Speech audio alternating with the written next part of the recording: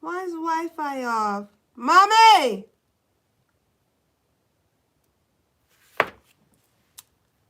It's 4:45 and I'm up here yelling.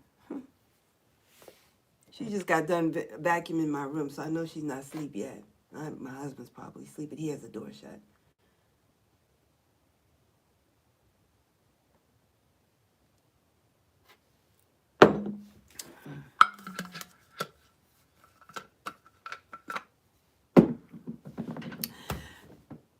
What you doing up? It is 4:42 in the morning. What are you doing up? How y'all doing? It's me. It is Everything Fresh and Sassy. How are you? I hope all is well with you. I do. Mind, body, spirit, and in health. I told you I was coming right back. I got to get this one out. I got to get it out because I've been promising to get it out, and life been lifing, right?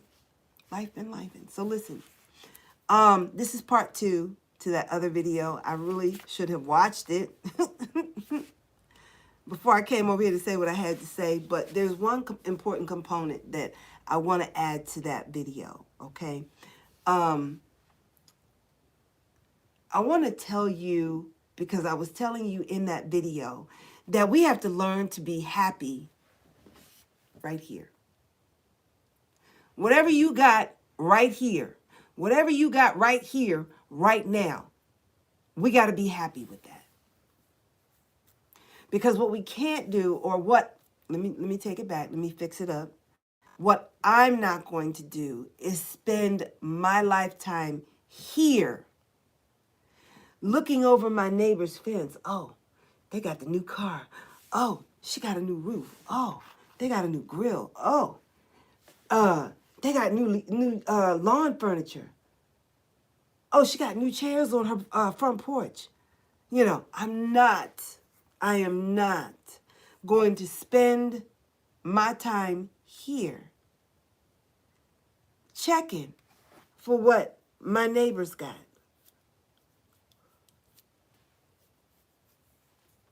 Or trying to aspire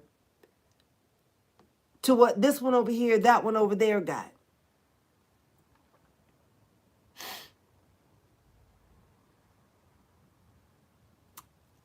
I was going to say something, but I don't know who's watching my video. There's 2 things I got to say. Oh, my goodness. The meat. I got to write that down or else I won't remember. Okay. So, anyway, I just, and this is going to be quick. I promise it's going to be quick. I got 2 things I want to say.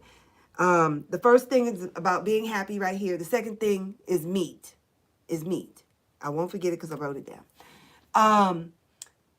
We got to be happy right here. We can't be constantly looking at this one over here and that one over there and comparing, you know, where we are in life in terms of where they are in life. What they have, what you have versus what they don't have. What they have versus what you don't have. We cannot spend our time making these observations because I believe, I have learned that the people that are the most unhappy are the people that constantly want. Always wanting, always needing. I'm not saying you shouldn't aspire to have things that you would like to have or nice things, but I'm just saying this should not be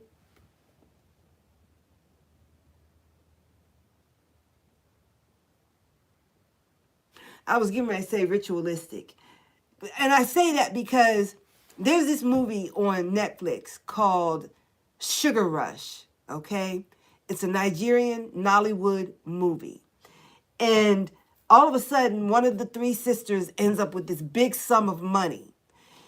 And one of the 2 sisters are talking about, and then the younger sister walks in and she's like, where did you get this money from? Where did you get this money? She said, ritualist. You have done ritualism, you know, because in certain places in Africa, like if somebody wants money, they can like, I don't know what they would do, like do a dance or something to get money, or they would hang an ice cube from the ceiling to get a refrigerator or, anything, right? I'm making this up. This is what they call ritualism over there on the continent, okay? In certain countries on the continent. They call that ritualism, right? So I look at it like I'm trying to explain this so that it all comes together. It's like I'm not saying you should not aspire or want nice things. I'm not saying that. We come to this life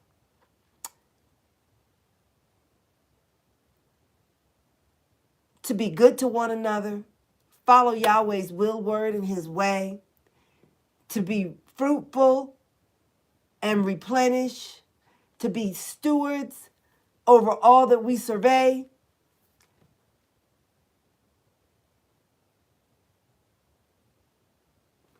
And while we're here and being fruitful, we should be able to reap some of the benefits of being fruitful. And I believe that we do that by how we surround ourselves with comfort, and these material things, I guess, for lack of a better term, okay? I'm just trying to say that those who want the least, I believe, are the happiest in life. Those that want are the happiest those that don't want, excuse me. Those that do not want for anything are the happiest. And I'm not talking about people who got billions of dollars and they don't want for anything because they can have anything they want at the snap of a finger. I'm not talking about them. I'm talking about people who are happy with what they got right here. And I'm going to give you this story, and that's going to be the end of this because I'm bringing it home. I was in school. I was in the 6th grade in 1976. There were these 2 kids in my classrooms. They were twins, Chon and Elizabeth Ackerman. They were adopted. I think they were from Vietnam. And they were twins, a boy and a girl. And they never seemed to have as much as we did. And I don't know if that was because their family didn't have a whole lot, or if that's just the way their parents sent them to school. They didn't have the best looking tennis shoes. I think Chon's pants were a little too big for him sometimes, so he had to kind of double knot his belt sometimes. But he was clean. He was neat. Elizabeth was clean. She was neat. She was sweet. Both of them very even-keeled kids, nicest people, nice children, never were in trouble, never disrespected anybody, just nice kids, right? But they never seemed to have as much as everyone else. And when I say as much, like for instance, me and my friends, we would come to school with anywhere between $10 and $15 every day. Sometimes my girlfriends came with $20 a day, okay? I don't know if they were stealing that money, I don't know.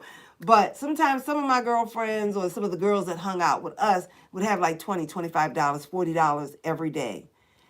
And maybe they were carrying the same money every day. I don't know, but it seemed like they spent money every day. But I had at least $10, maybe $15 every day. That was a lot of money to be giving a kid in 1976. Okay, I know food is expensive now, but it wasn't expensive like that. But anyway, I don't think I ever saw them with money, not even on hot dog day, which was every Wednesday. It was $1.25 for a nasty hot dog on a bun and a Coke. $1.25. We really thought we was doing something, right? But these kids, they didn't seem to have as much as we did. But the one thing about it was that they were never without. They always had lunch. They always had pen and paper, pencil, books, rulers, protractors, whatever we needed. Slide rulers, T81 calculators, Everyone, you know, they had everything they needed. All right. One day we had to go outside, and we were never allowed to stay inside unless it was raining, and it had to be raining hard. Okay. The teachers didn't care if it was 5 degrees below zero. You were going outside. It did not matter if it was 32 degrees below zero. You were going outside. It didn't matter to them that it was 100 degrees below zero. We had to go outside. So this one day, it was about 195 degrees below zero, and they told us we had to go outside. Chon and Elizabeth didn't have gloves. We were all whining and complaining because some of us didn't have gloves either. Chon and Elizabeth were doing what they do. They were busy doing something. They were working on something. Chon had green paper, green construction paper. Elizabeth had a piece of red construction paper. They had construction paper, scissors, tape, glue, and tissue paper. This sounds like something out of MacGyver, don't it? They were cutting, gluing, stapling, folding, twisting, turning, stuffing. And the next thing we know, these two kids had made a pair of mittens. Chon had his mittens, Elizabeth had her mittens, and you had a choice. When you went outside to go play, you had a choice. You either stood up against the wall and huddled with your friends in a corner and tried to stay warm, or you played soccer, or you played murder ball. And we wasn't really allowed to play murder ball, but we was teenagers and we was frisky and hormones was going crazy. So when we could play murder ball and we thought the teachers weren't looking, that game of murder ball was a whole nother, but it was fun. Anyway, that's what we did. And so Chon and Elizabeth always played soccer. That was their thing. They played soccer every recess.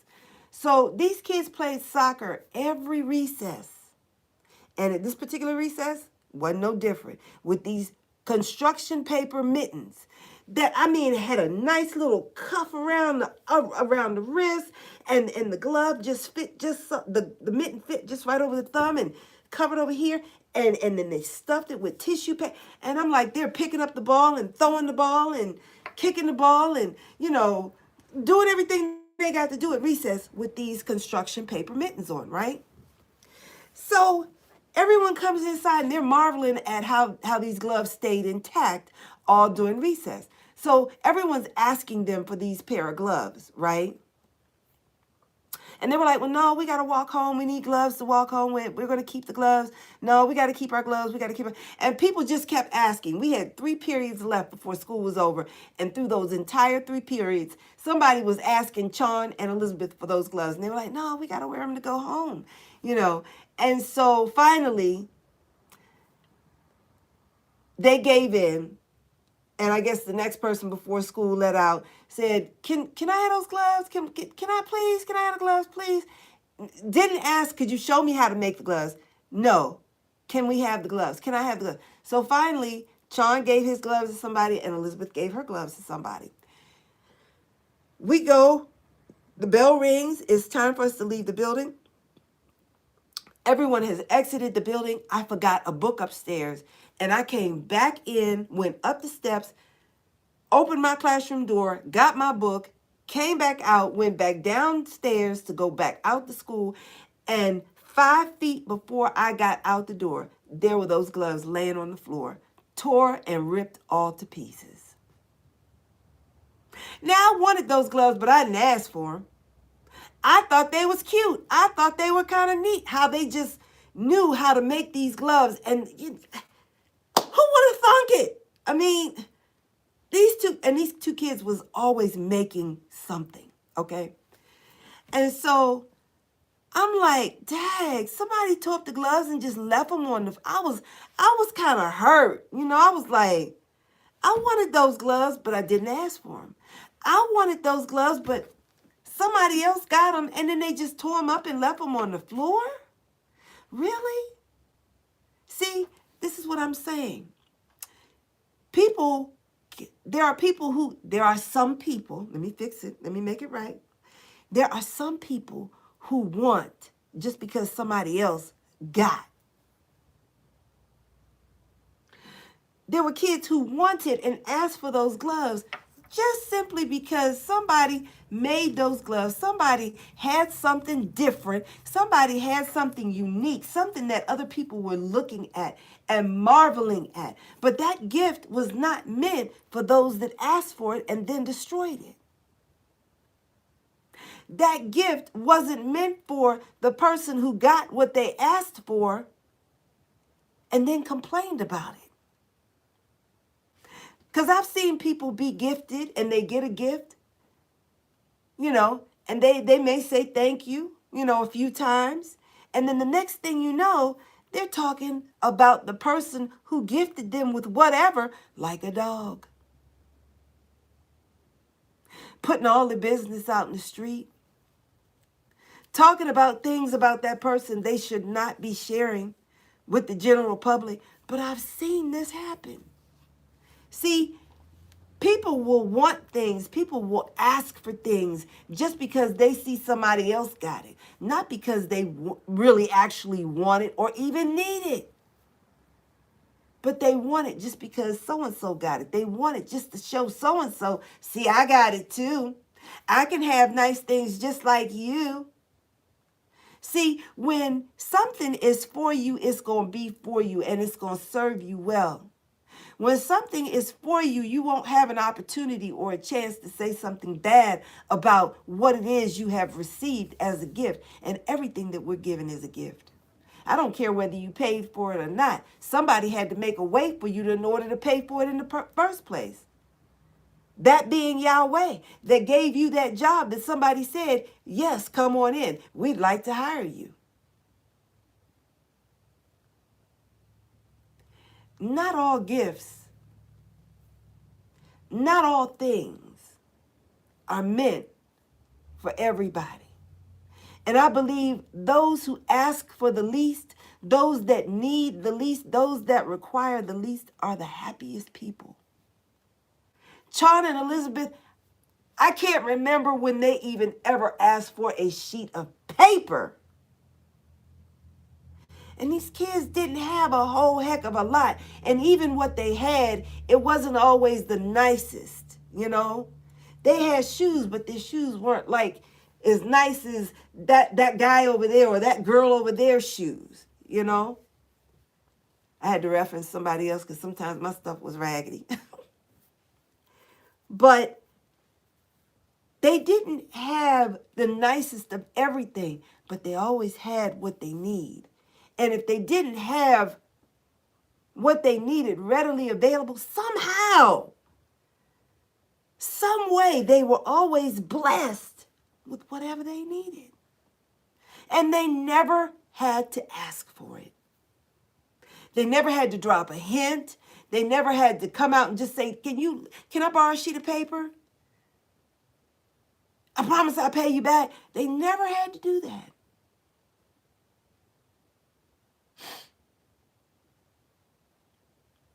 I never ever heard them ask anybody for anything. Can I borrow $1? I want to get another hot dog. I only have one hot dog. I want another hot. Can I borrow $1.25 from you?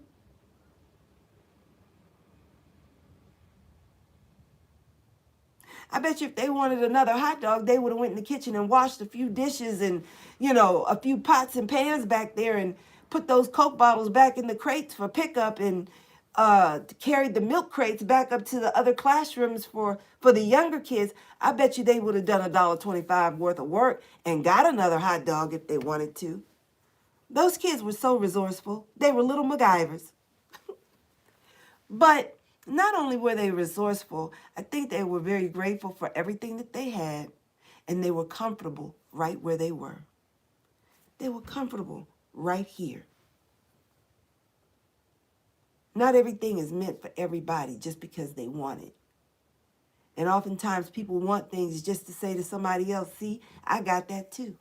I'm just as good as you. We don't need to prove ourselves to nobody except for Yahweh. We need to prove to him that we are grateful for this gift called life. We need to show him that we are grateful for this gift that carries us around, moves us to and fro, brings pleasure, brings life and love with these arms, these lips, these hips, okay?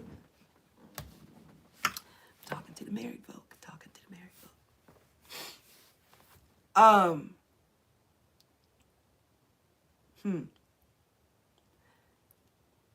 The point I'm trying to make, I'm bringing it home, is that I believe that we are happiest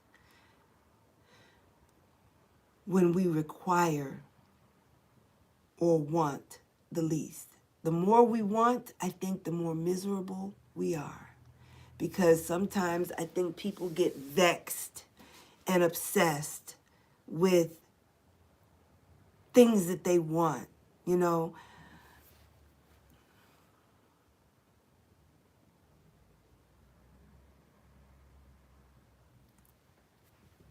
I think when people are vexed with things and wants, it takes a focus off of Yahweh. Like, for instance, somebody wants this particular car and they want this car so bad and they got a picture of it up on their wall. You know how people make a vision board with all their, aspirations, and so that they can stay focused and remember, this is what we're doing. This is why we're at this job we can't stand, because we want to get this car, we want to get this house, I want this husband, I want these many children, I want this kind of dog, I want this and I want that, and I want my life just like this. And I think the focus becomes on the vision board and the focus comes off of Yahweh. But I really, really, really, really believe that when we focus on him, when we focus on Yahweh, his will, his word, and his way, he will make a way for all of our needs and our comforts. It's like that scripture from the Bible that, what is it? The flowers don't spin and toil. The birds don't make a big fuss, but yet they're fed anyway. Y'all know the scripture. I can't call which one it is, but he will supply our needs and we won't even have to ask, because Yahweh know what he created us. He knows what we need. He created us. We need food, water, shelter. We didn't used to need clothing, but something to keep us warm, something to keep us cool.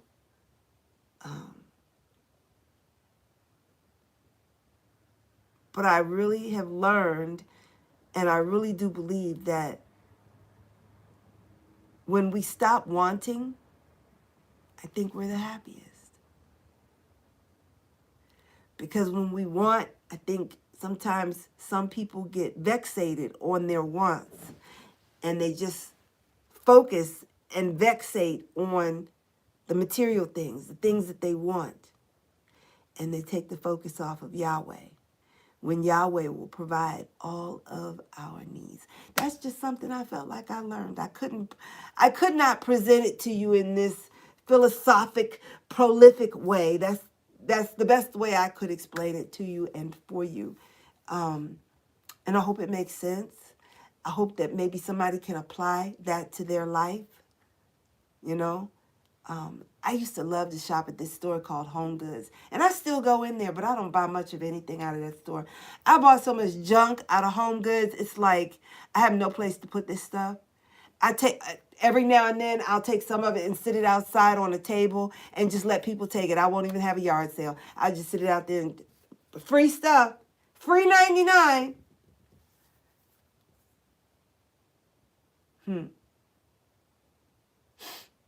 It's like, how much of this stuff can I buy? I'm not even good at decorating. I'm not, I can eventually pull it together, but it'll take me a year of moving this, moving that, shifting this over here before I actually think it looks presentable. It looks nice, Decorating is not my forte. It is not my niche. But anyway, so that's what I wanted to say about that. I think the less we want,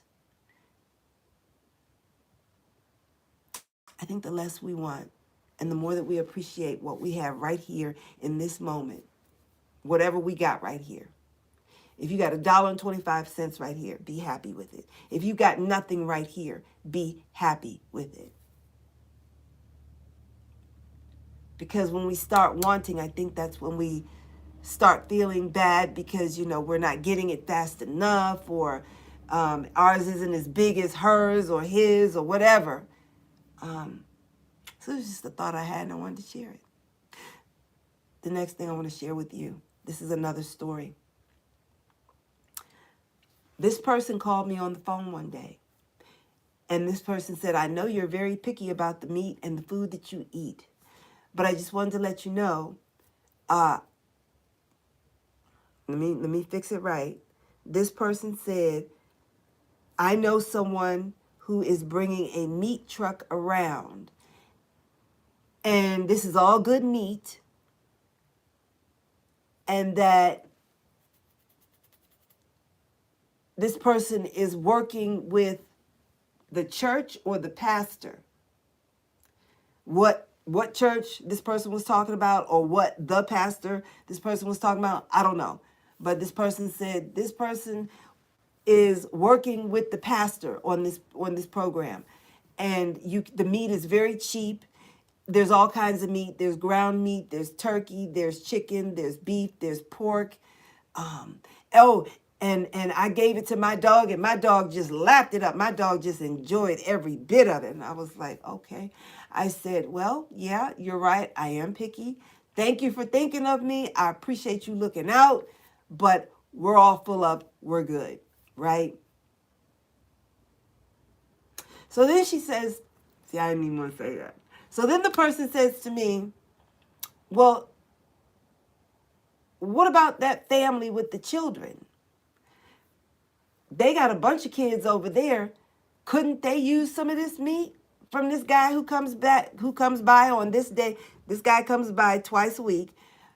Couldn't that family benefit with as many children as they have? Couldn't they benefit from some of this meat? I said, I don't know. I said, I can call them and, tell them about it. And so they said, okay.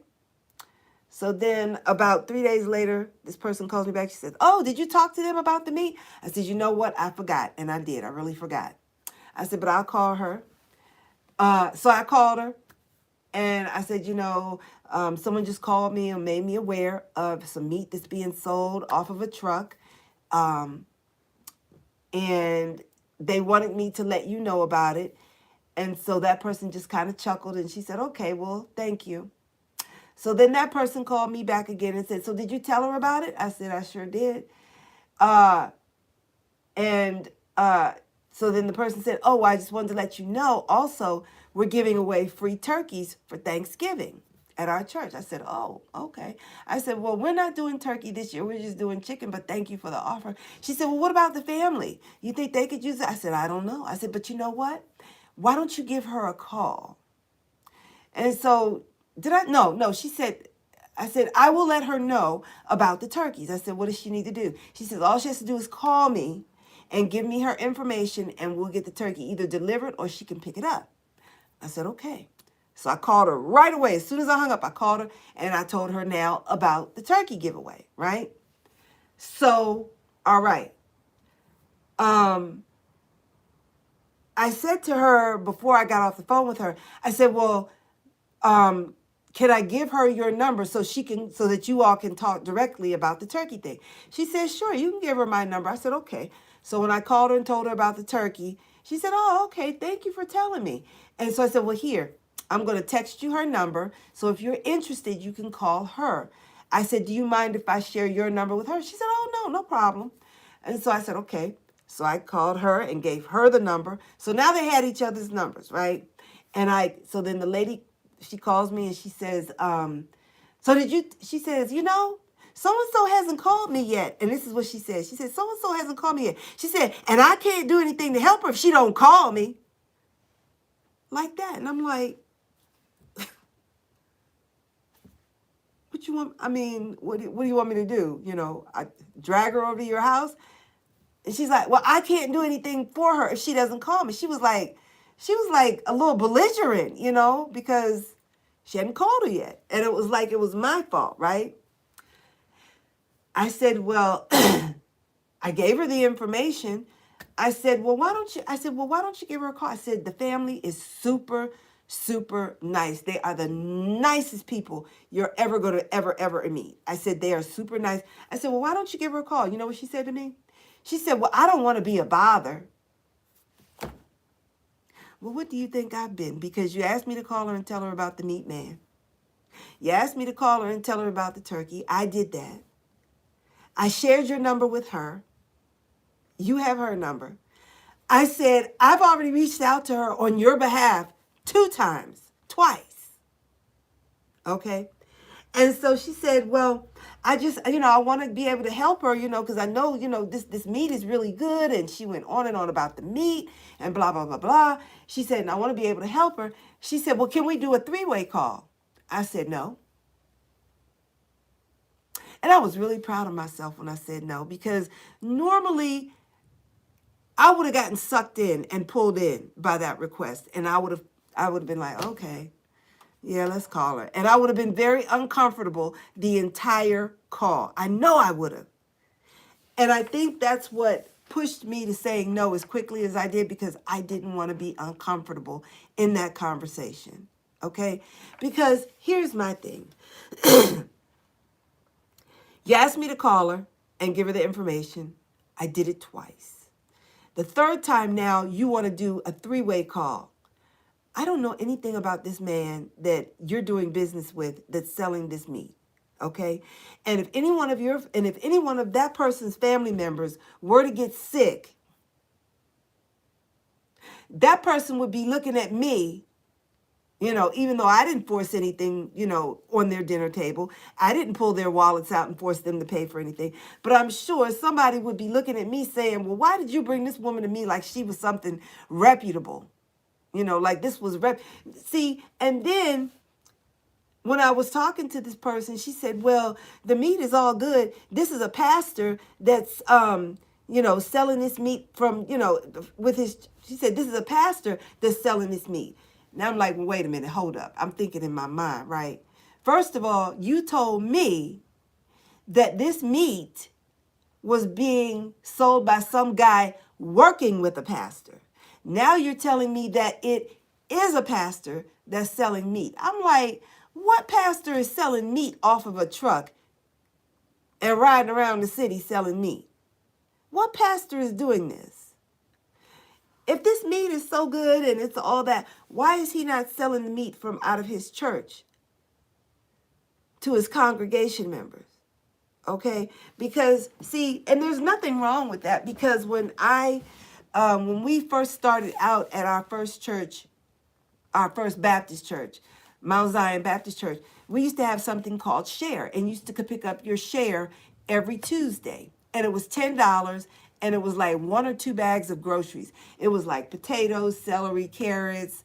Sometimes there was some meat in the bag, maybe some cereal, and this helped to supplement, some people's food. Because some people didn't always have enough money to buy food.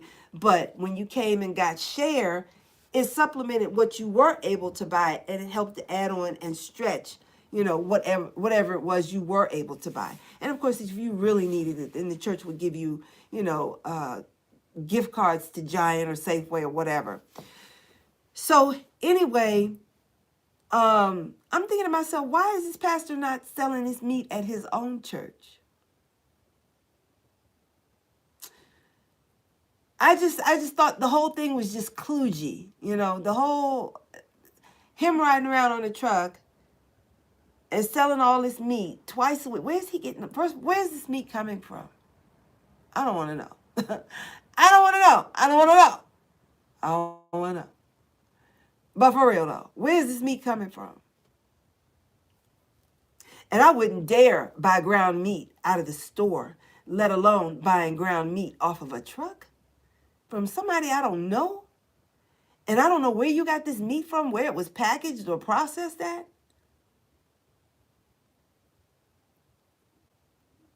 Don't you have to have a license to sell food? Especially meat. don't know. I don't know. I don't know. Like I said, the whole thing just sounded kludgy to me. And I didn't, she was right. When she called me and the first thing out of her mouth was, I know you're real funny about your food and the meat that you buy. She was right about that. She was absolutely right. And she's trying to convince me, oh, girl, my dog love it. I said, well, let your dog eat it then, honey, because if your dog eat it, most likely I ain't got no business eating it. Okay.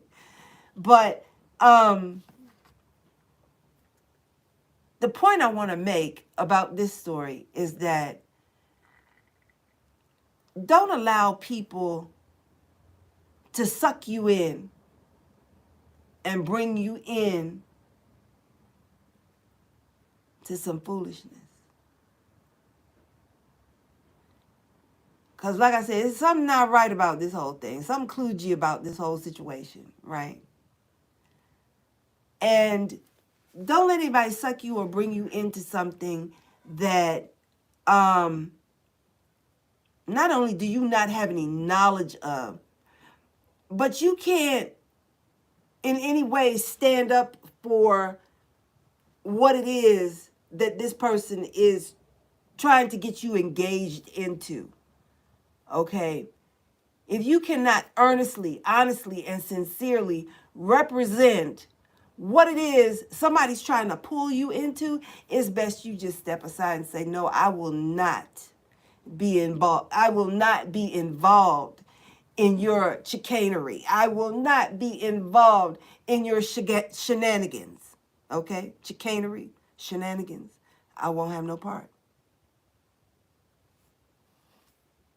I won't be a part of your debauchery, your foolishness, all right? Because this doesn't sound right. Follow your first mind. When something tell you something ain't right, something don't smell right, something don't look right, that don't sound right, okay? That don't taste right. You spit it out. Don't let people pull you into their foolishness. Number one, you could end up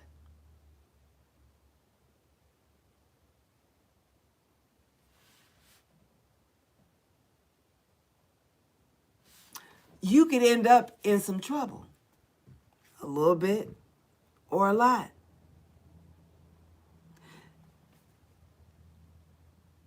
Or somebody might be looking at you like, nope, I ain't messing with her either because she got caught up in so-and-so's mess. So-and-so was doing this, and then so-and-so, she allowed so-and-so to drag her into her foolishness. No, she's not steady on her feet. No, thank you. See, it'll change somebody's perception of you. And maybe that's who you are. Okay. Maybe that's not who you are, but maybe that's who that person really is. The type of person who's a busybody, who wants to be in everything, who wants to, I don't know, just recklessly jump into anything. And I've seen people, have you ever seen people do that? I've been a victim of that. I don't want to call myself a victim, but I've done that before. Somebody was doing something and they're like, oh, come on, let's do this. We're going to do this together. I'm like, okay. And I don't know nothing about what's going on. And then at the end of everything, after everything is all said and done, I'm in trouble. My mother's threatening to beat my butt because I done got caught up with somebody else and their foolishness and what they were doing. And I knew something wasn't right. I knew something had not been clearly explained to me. I knew this. But yet I went along with the crew. I went along with the foolishness. I went along with what somebody said about this girl over here or this guy over here. And I didn't even know this girl over here or this guy over there. I've been caught up in foolishness like that before. And it's wrong. It's wrong. It's wrong to, let me say it this way. There are beefs here on YouTube, Facebook, TikTok, Instagram, whatever. There's beefs everywhere. And somebody will not like a person. And most likely they don't even know why. But they'll decide, I don't like that person. And then they'll decide, well, you know what? Let me get a few people on my side. Hey, hey, hey, hey, come here. Look. Check this lady out over here. Look at her. She thinks she this. She thinks she that.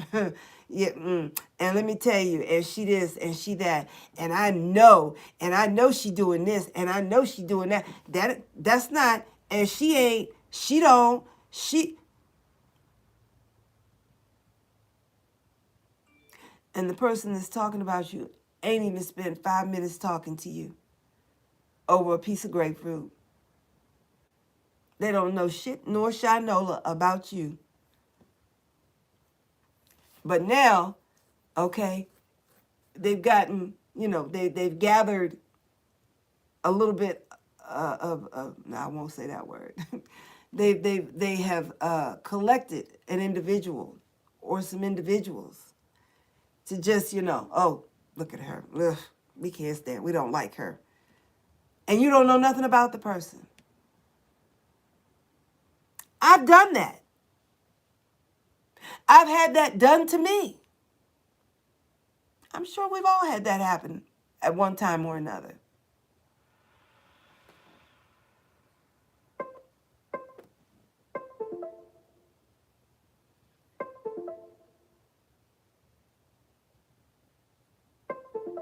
We've all had that happen at one time or another.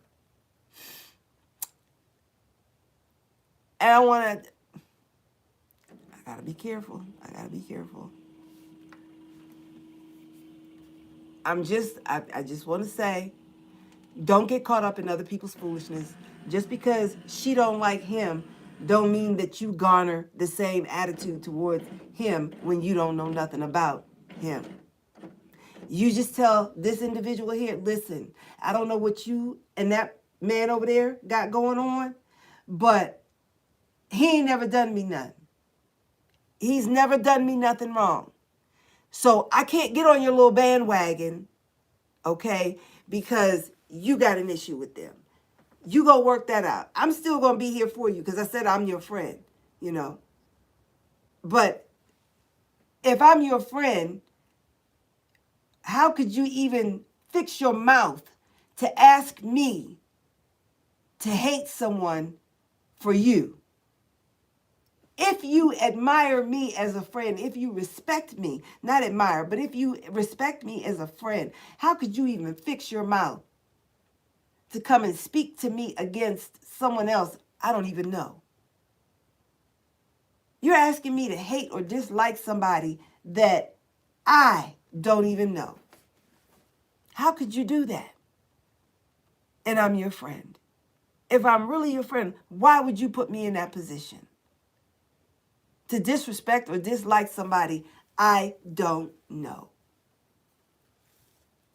Because if the tables were turned and someone came to me and said, oh, don't like your friend anymore, well, that's a different situation. At least I know this person, and I know whether I should like that person or not. But so let's just, I didn't mean to put that there. But anyway, if someone respects you, they're not going to ask you to do such a thing.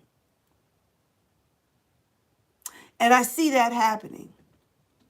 I've done it as a child.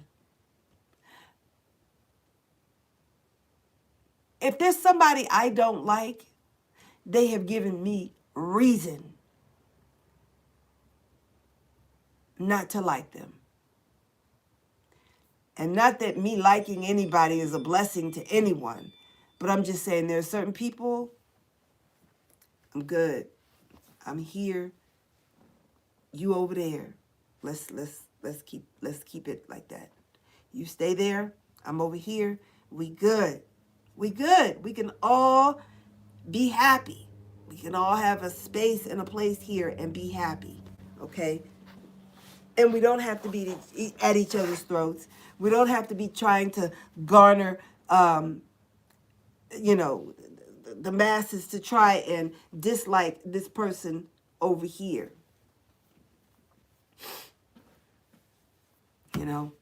But anyway, I'm I guess I'm just trying to say, don't get caught up in other people's foolishness, because it could cost you in a way that you're not prepared to pay the piper. That's all I have to say about that. There was another story I wanted to share with you, but I don't remember what it was at this time, and I probably shouldn't remember what it is at this time because it's 5:27 in the a.m.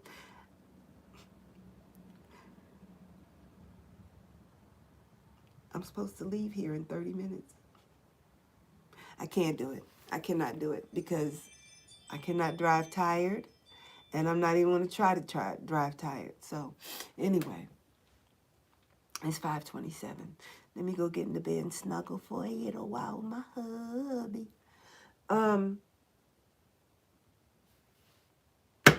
This life is a gift. All I can say, y'all, is live it well. Because if I think about a conversation that I might have with Yahweh, Yahweh might ask me, so how did you like the gift? And I just want to be grinning from ear to ear and say, Yahweh, I had some ups and I had a few downs. But Yahweh, I rode that sucker till the wheels fell off. I had a good time. I left no footprint. You know how they say we should all leave a small carbon footprint? We should all leave a small print in terms of the negative or the harm that we have done to anybody. You know, we should not leave indelible marks against people or on people's life that has impacted them in horrible and negative ways, you know. But I want to be able to say I rode this sucker till the wheels fell off. I enjoyed it. I impacted people in a positive way as best as I could. And I left a very, very small and tiny, tiny negative imprint.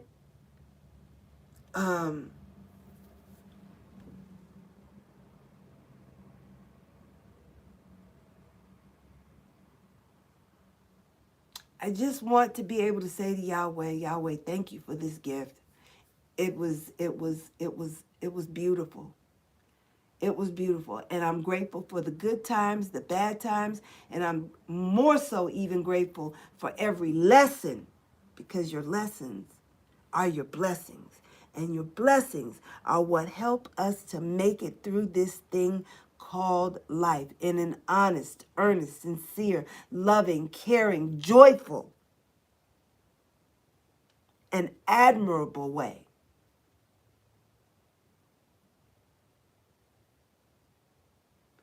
Anyway,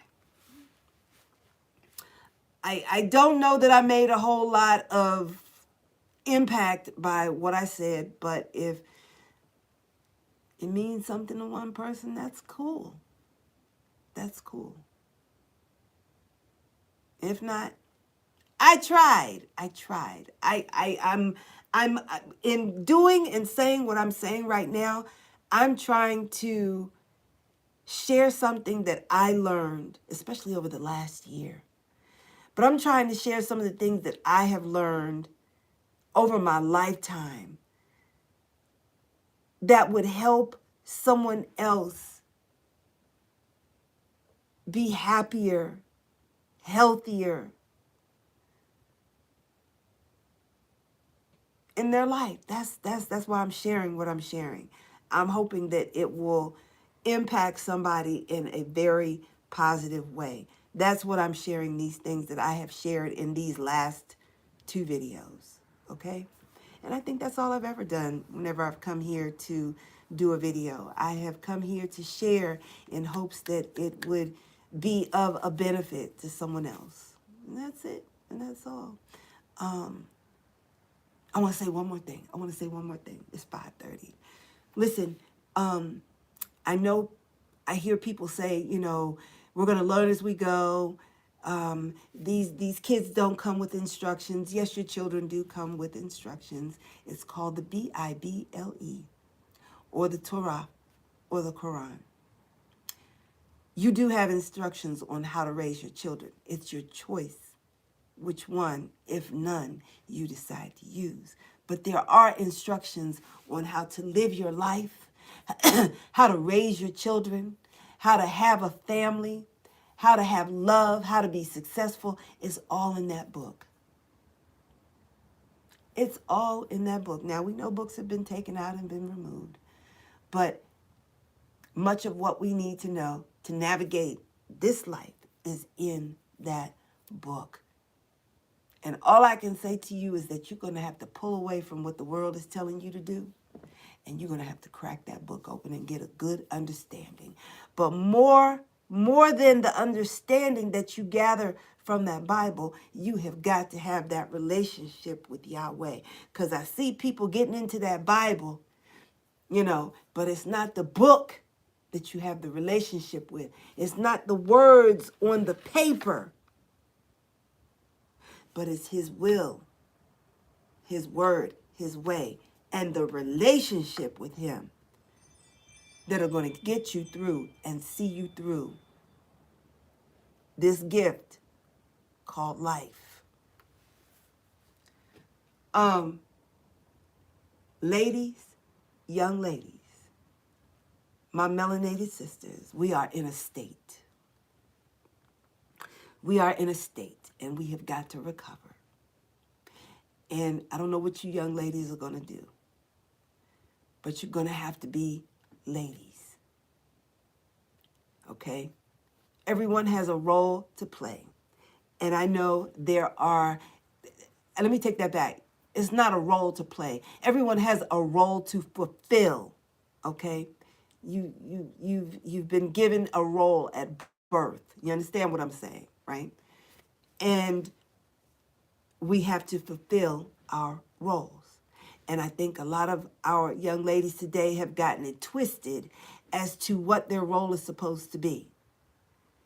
The man is supposed to go out and earn money, bring it home so she can go spend it on expensive cars, clothes, shoes, handbags, etc. Vacations, and just rip and run and buy and spend and spend and spend and spend. Your role is to be by your husband's side, to support him. Your role is to have his back and to keep him strong.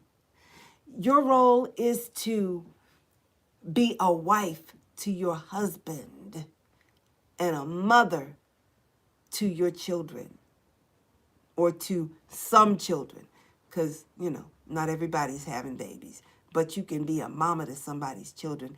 You can be an auntie to someone's child, okay? But young ladies, y'all gonna have to tighten up your game. You're gonna have to tighten it up. I was watching a video the other day of this young girl who says she invited some guy that she met on TikTok, and they talked for a couple of weeks, and she invited him to her place, and they went to bed. She said they were tired. So they went into her bedroom to go to sleep. She fell asleep, she said. Next morning, she can't find him in the house.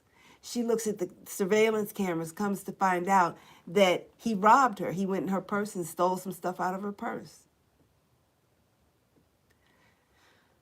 Y'all, come on now. Come on. You got the power and the ability to turn these men back around, because most of the time they don't even know what they want until they've got it.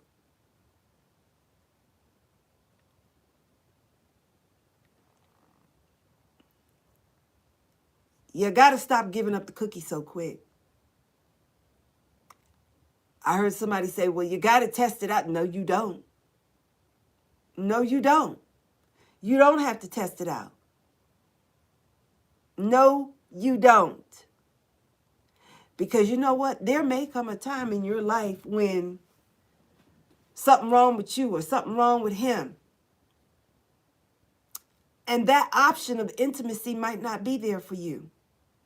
Okay? So what you going to do then? How are you going to keep that man then? What if something happens to you? I understand that when women have hysterectomies, their libido isn't there anymore. And there's other issues that they have when they have a hysterectomy. And that woman don't want to be bothered with her husband. What are you going to do to keep him? What are you going to do to keep him happy? How are you going to keep him happy? What are you going to do?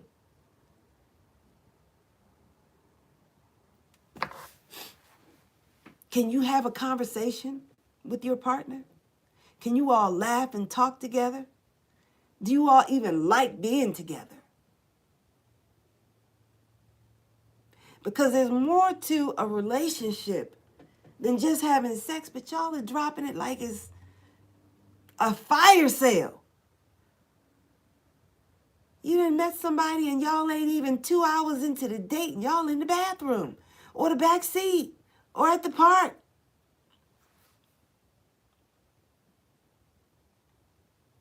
What's the rush? If a man would rush to get you in bed so quickly, that means that's all he wanted in the first place. If he wants to jump into bed with you on the first date, within the first couple of hours of you all meeting, that's all he wanted in the first place. That's all he wanted. And if a man will engage with a woman sexually in such a short span of time, and he would do that with you, that means he'll do that with everybody else. Ladies, tighten up your game. Put on a nice dress that covers your ankles. And if you don't want to take it down to your ankles, at least cover your knees with a nice dress. Okay? Let's take off the spandex pants. That's a girdle. That's a girdle. It's not yoga clothes. No, it's not for yoga. If it's for yoga, then wear it to yoga and then put your clothes on before you come out of yoga class.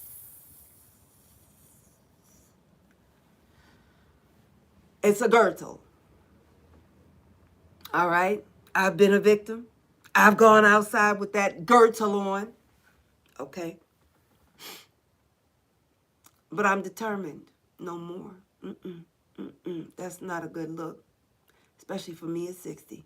I don't need you to know about every bump, every bump, every lump, every split. I don't need you to see all of that. That's for one person, and that's my husband. All this, these are his gifts. And what's his is mine.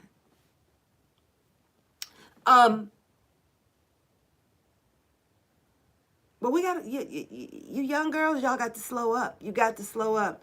Stop dropping it like it's hot, busting it open. You know.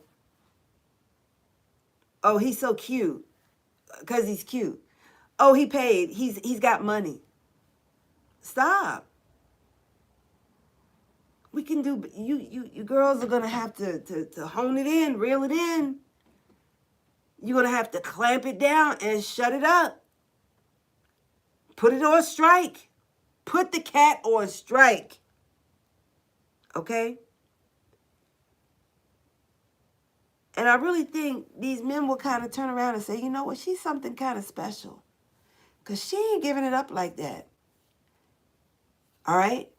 And trust and believe, if you're wearing those tight spandex clothes and those tight coochie cutters and all that, trust and believe me when I tell you, if he was attracted to you dressed like that, that means he's attracted to any woman that will dress like that.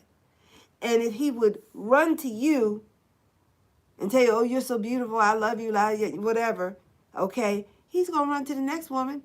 While he's still with you, you back at the house, he's going to seek out another woman who was dressed just like that.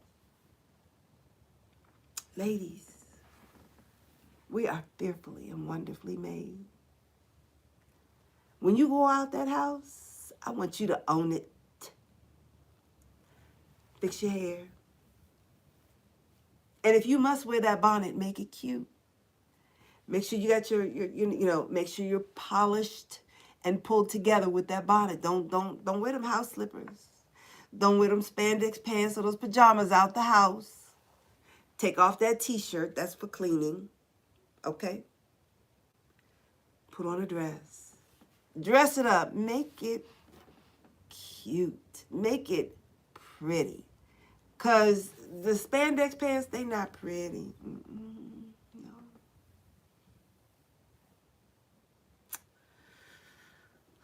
I've talked long enough. It's 5:42. I ain't never been on live this long before. Well, yeah, maybe I have. Never this late is what I should say. Maybe once. But anyway, that's all I have to say. There's so much I wanted to share, and I think I got out a lot of what I wanted to share. And it was really bothering me because I kept saying, I'm going to do this video, I'm going to do this video. I'm doing this video tonight. I'm putting it up tonight. After dinner, I'm going to do this. And I kept saying I was going to do it. I've done it.